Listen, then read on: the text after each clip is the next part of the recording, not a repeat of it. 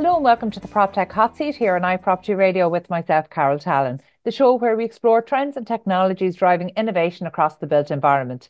The show is brought to you in partnership with Proptech Ireland, the hub for innovators, investors and indeed for industry leaders.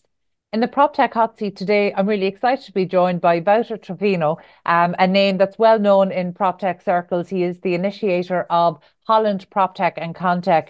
Wouter, you're very welcome. Thank you so much for joining us today. Thank you, Carol. Nice to be with you.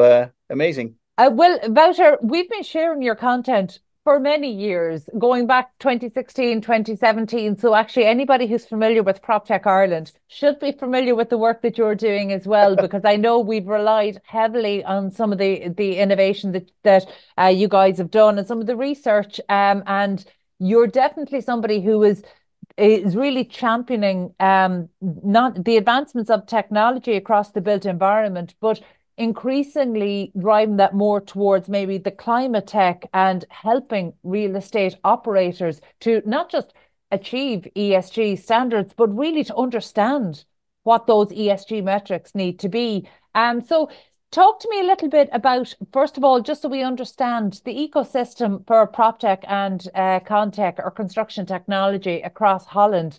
What is that like right now? Yeah, well, thank you very much, Carol, for the nice words. Indeed, we started 9 years ago already, so it's been a long while. Of course, there's been a lot of changes in those 9 years. We had an economic crisis going on. We started in a great market, actually. We had a pandemic in between. So a lot of major issues have already occurred in those 9 years. But right now, the ecosystem, well, a lot of things are happening because of climate change, of course. New materials, bio-based materials is a hot item. The energy transition, it's a hot item. ESG is a hot item because of regulations that are coming in from Europe. And then of course we have housing affordability. It's a hot issue. Rents are going up, so that's I think also the basis of the crisis. That is what is happening on right now. So there is a lot of stuff happening right now in the construction and build environment. It looks like a perfect storm, and then you have also, well, the solution side of it.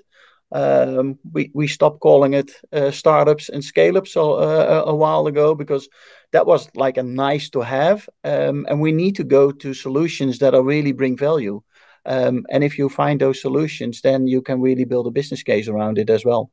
Yeah, I think that's a really good point, actually. It's one that's worth emphasizing there because, again, through PropTech Ireland, we would have seen something quite similar. So, yes, we absolutely have a mandate to support startups and scale-ups in the area of using technology to innovate across the built environment. But the reality is the industry is a lot more sophisticated, I think, than maybe tech innovators from outside of real estate or construction perceives it to be. And the reality is these are experts who know their industry and they know the problems within their industry. And I think what's really interesting is that, like you, I've been kind of on the, working on the innovation of these industries for almost a decade. And the reality is what we've learned over that time is that even if a problem is identified as such, not all problems deserve to be fixed. Not all problems will be resourced by the industry to be fixed. So actually, we learned a few years ago that you have to take the industry's lead in terms of the problems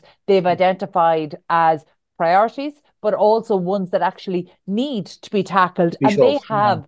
They've really been around user experience. So we see whether it's cross residential or commercial, some really interesting things in terms of improving the user experience right across the transaction for people who are buying and selling property, leasing and rental commercial spaces, living in rented apartments, or actually the social side of how we operate in commercial spaces, which is increasingly important. But Yeah. definitely the last 2 years have been dominated by ESG. And not even just ESG, the social is a huge part of it. And the governance almost is happening as a result of this increased digitalization of the industry. But the sustainability, the environmental part, that's really the interesting one.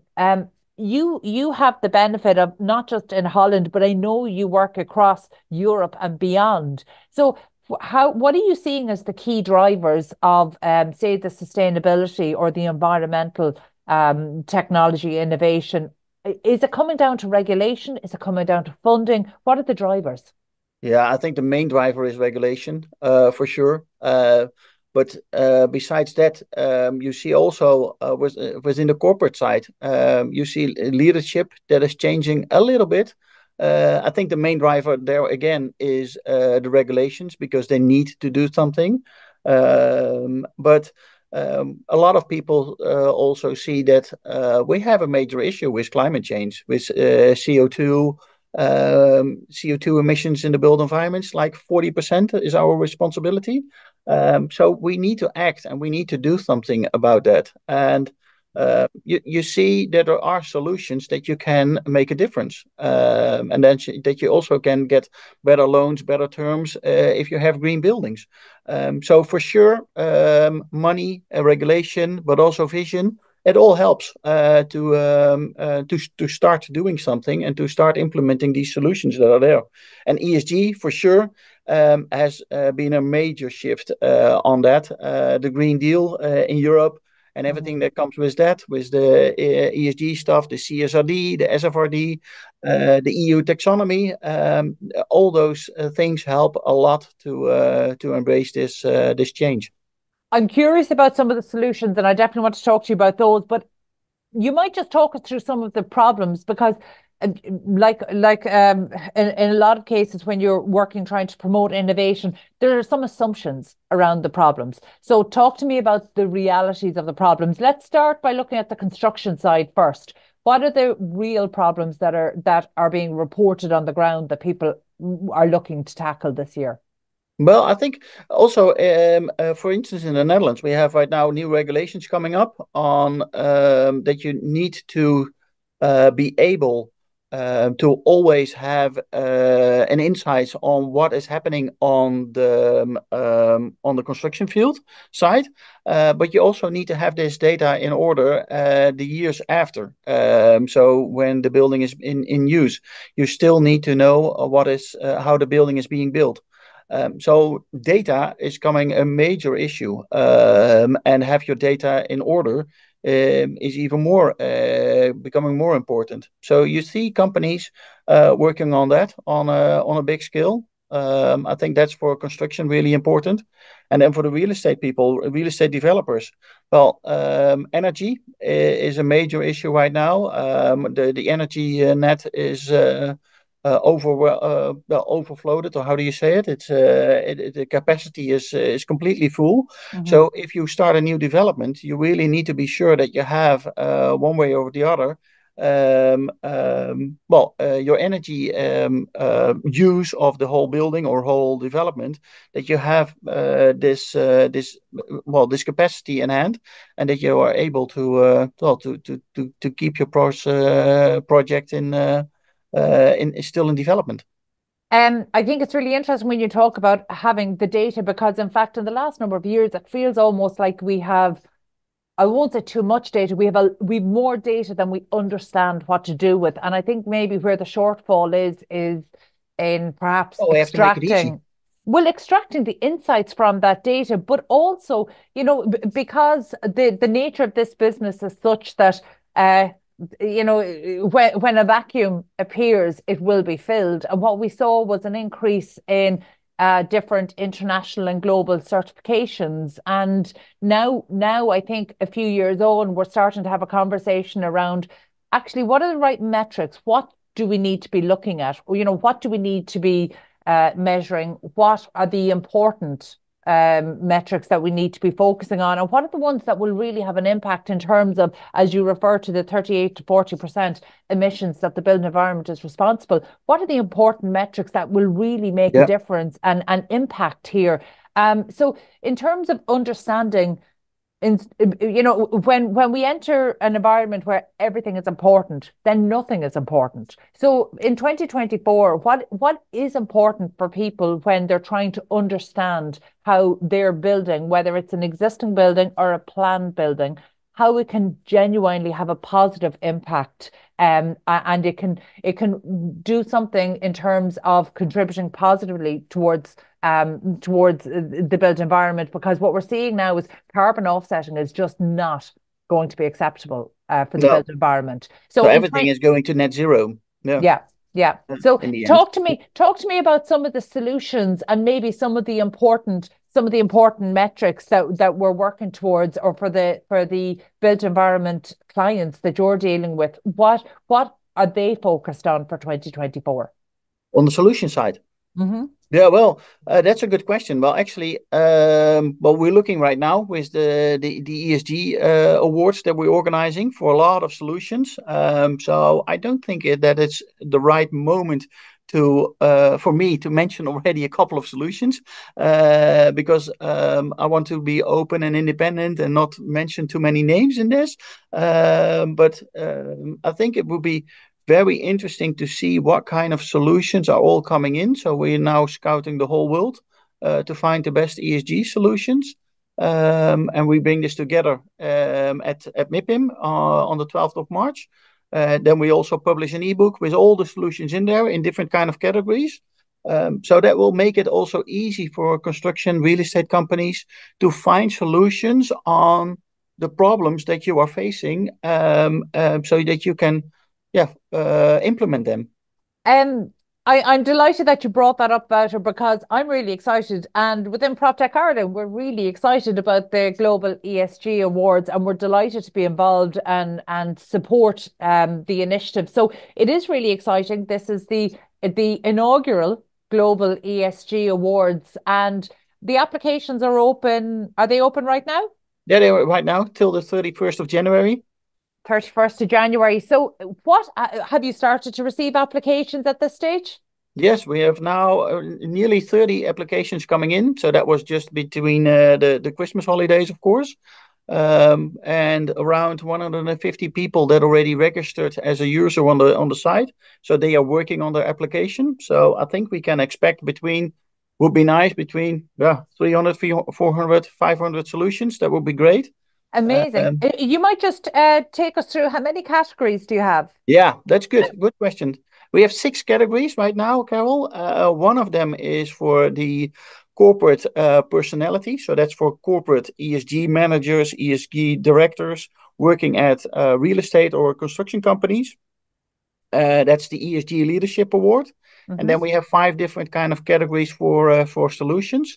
Do you want me to run over all of them? Yeah, I think that'd be really useful actually, because not only do we have prop tech startups and scale ups listening in today, but actually what we found is that some of these technologies can be targeted in new ways. And I find that really exciting, and a really exciting opportunity for startups and scale ups in Ireland, but also those who are already on the ground offering solutions.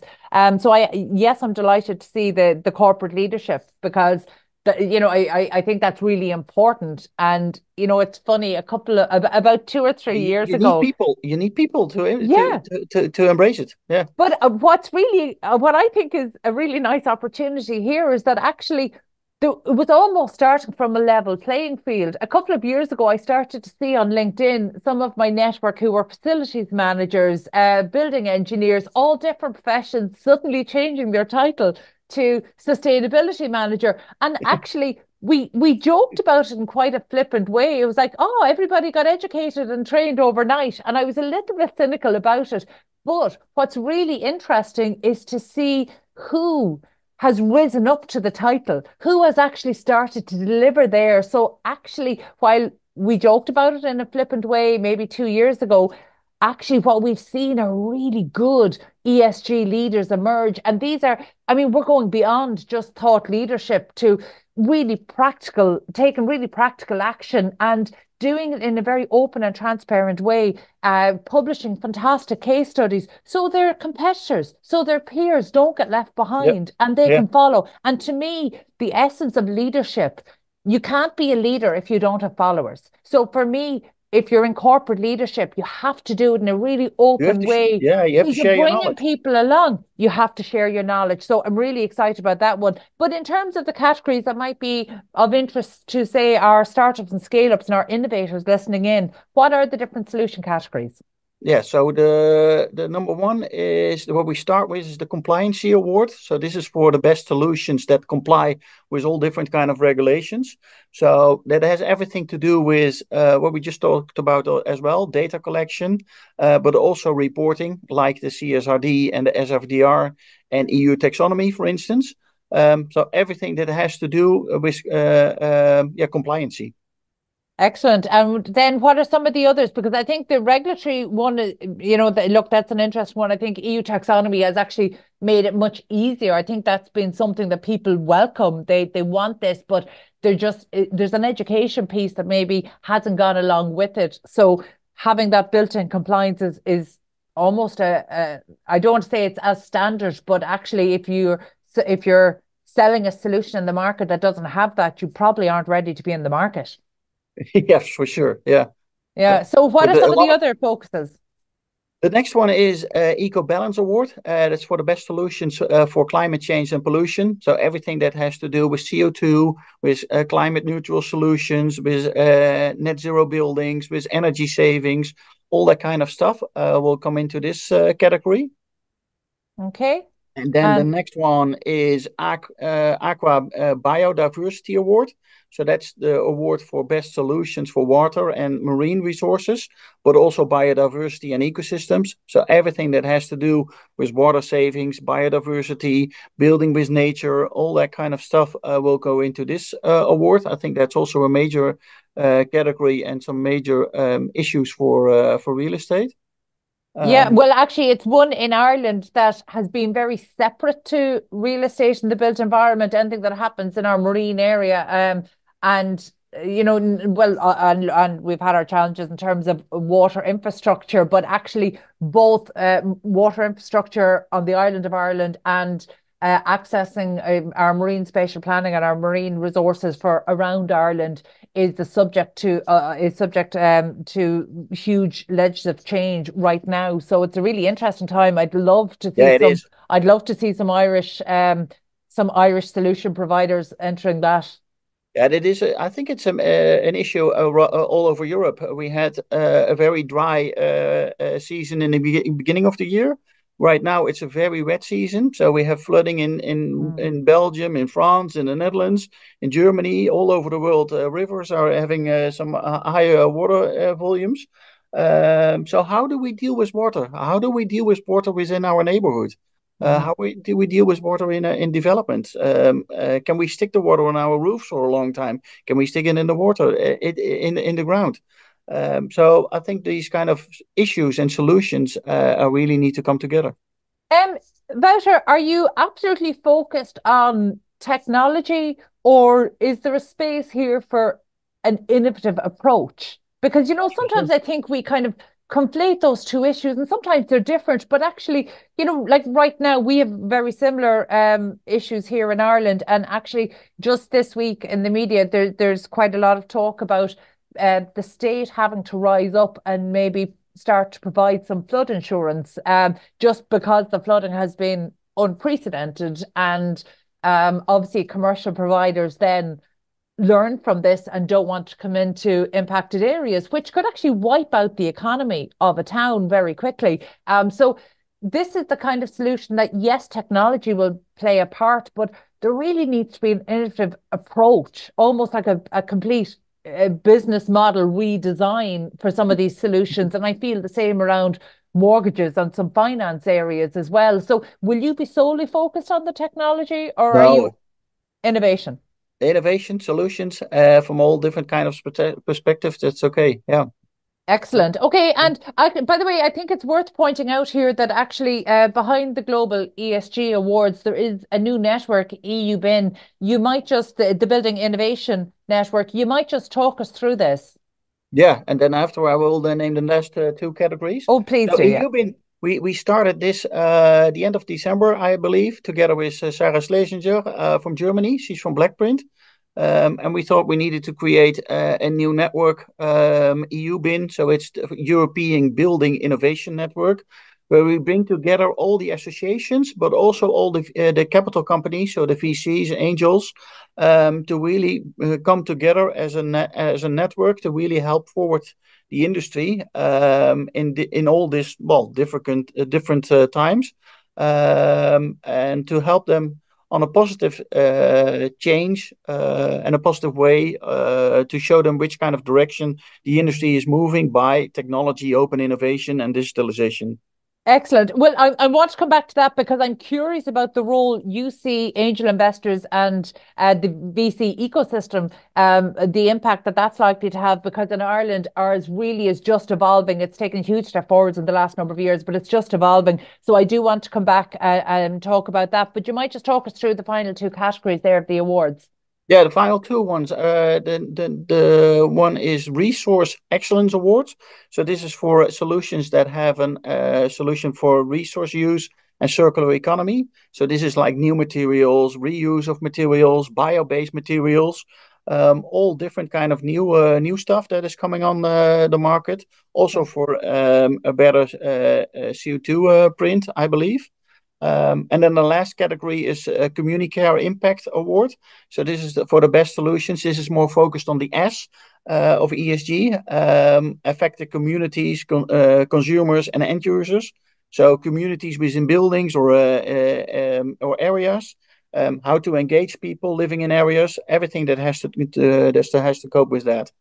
Fantastic. I talk a lot about the S in ESG because I have met people who think that stands for sustainability, and I said, no, the social is so important. And Social, we yeah, can see it. You know, we probably put that under the title of placemaking because I think that that ties it all together, and the sustainability of a place is huge.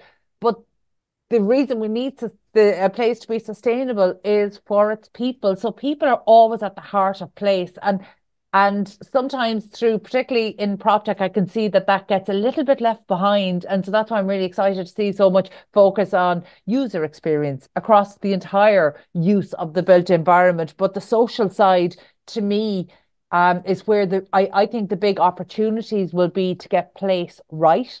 yeah, So I think things like the environmental factors, they will almost need to happen by excellent design. But the social is really that's that's a bit you like need to bring in the the people. magic sauce. You need to Yeah, bring the people. yeah, So look, I'm conscious of your time today, so I don't want to say much further, but I am interested there just in terms of EUBIN and the work that you're doing. You know, I mentioned it before, Ireland, and I know back in 2017 when we first the 2016, 2017, when PropTech Ireland came together, it came as a response of really we had very little VC action happening in Ireland, and our angel investors, they tended to veer towards industries that they were familiar with, and that tended not to be construction or real estate. Now that's absolutely changed on both fronts in the last number of years, but I suppose taking not just an Irish approach but a more international approach. What role do you think angel and VCs have in terms of driving, supporting the right innovation so to really have an impact on the built environment? yeah. I have sometimes a different kind of opinion on it. I believe the VCs and angels. We need everybody. So we need the VCs, we need the angels, we need the networks, we need the corporate companies, we need the corporate VCs, we need everything in this ecosystem to support to create a better built environment. Mm. Uh, but sometimes I see VCs or angels or networks focusing too much on like one solution and to promote that solution because they have invested in that or they have a stake in that. But there are so many more solutions out there, and sometimes a combination of solutions is maybe even a better solution. And that's what we have been talking about, I believe, actually already before the pandemic, that a consolidation would be great to happen. But it never happened. And maybe now it's going to happen because there is less money in the market, and startups and scale ups need to show that they really bring value And like we started the conversation, it's not the nice to have, but they really have a business case. So they have really a right to be in business. And that maybe is going to change a lot. So that will be so maybe this will be 2024 will be the year of collaboration. Yeah, and You I know, think that would be good. I Yeah, think it's interesting. And I think for the last number of years, we really thought that we'd start, and we did, to be fair, we did start to see more M&A activity across the prop tech space and yeah, particularly actually on the construction technology space. But I think it's interesting when you describe it as not one solution, but a combination of solutions. But I'm not sure that consolidation is the only way to achieve that. I think actually all solution providers need to get better at integrations. And I think one of the concepts we've been can be trying to integrations, introduce, it can be M&As, it can yeah. be, but it's also a combination between VCs working more together with the networks and vice versa, so that we know what is going on and trying to help each other out. So collaboration is, in a lot of ways, can be made possible. Oh, absolutely. And in fact, again, one of the things we've been trying to do over the last number of years, because we saw that solutions were almost being pitted against each other as competitors when actually they did slightly different jobs. And once you became familiar with them, you could see they were each generating value, but in a different way. So actually, one of the things we've been really trying to Yeah, do in terms of the education and awareness is to talk about a tech stack. Because when people have invested in technology, it's really important that they understand that's great. You've invested in this piece of technology. It's good that it's working. And now it has to integrate with another piece of technology that's going to solve another problem that you have. And that actually we could be looking at a tech yeah, stack of 10, 12, whatever pieces of technology. And so I think integration is the magic word, and it's not new, it's not sexy, it doesn't seem very yeah. innovative, but the reality is to get our processes working really well for the users and for the industry. I think integrations has to kind of be our magic word. And there's still some problems, some nuts there that need to be cracked. We still have some solutions that are very good and they just don't play well with others. And actually, if they don't play well with others, I feel they'd be left behind as our systems become more streamlined. So 2024, Yeah. I think, will be an interesting year. Before we finish up, Wouter, I definitely want to remind people that the applications for the Global ESG Awards are open until the 31st of January. Um, Yeah.